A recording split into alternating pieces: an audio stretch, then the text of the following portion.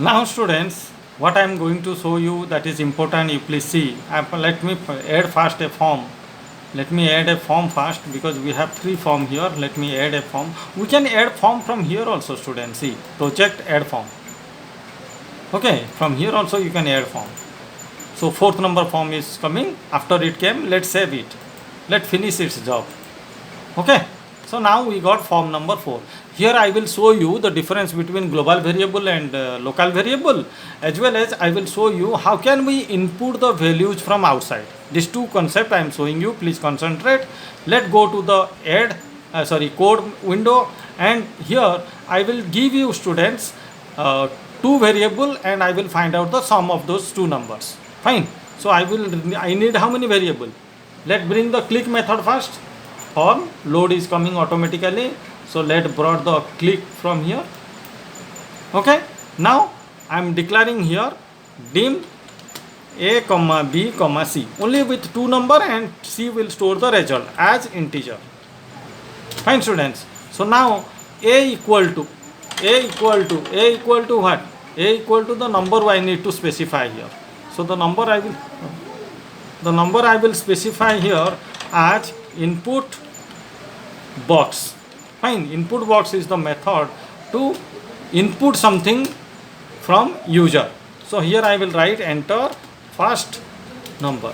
Understood my students? Understood?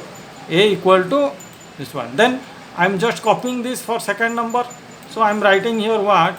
Now b equal to input box. So input box is the first method I am teaching you students. So what I need to do? Enter second number. Fine. So what I need to do now? C equal to A, that already you know, A plus B.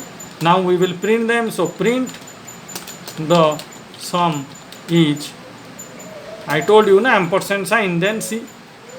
Okay. So this is how the thing. Let's check first. Let's activate first form number 4. So see, here I am activating form number 4. Okay. Now running. See, one thing you notice students, always when I am running the program, the form is coming the other side, and I am dragging here to the screen to show you. How can I make it here always? That also I am showing you, just wait. So form 4 is coming. Now let me click on it. When I am clicking, it is asking, the input box is coming, enter first number. So I am providing the first number. Okay, now another enter second number, another input box is coming. See, it is showing here na Rasmi's project, because my project name is Rasmi's project. Okay, so 23. Now do okay. See, the result is coming. But one thing you notice here students, it is not summing the result, it is just joining them. 12 and 23, it is just joining. So why? Now close it. Why? Now try to understand. Input box always accept text student by default. By default, input box always accept text.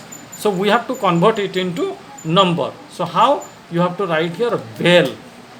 Okay, val stands for value students. If you write val, whatever you wrote here, the number will get converted to integer and will get stored in the variable. So val for value students. Okay, got the process how we supposed to write. Now you run the program and check. Now you run the, okay, let me teach you why every time I'm running it is coming in a other place. So how can I bring it to the middle, center of the page, or wherever I wish. So how can you do?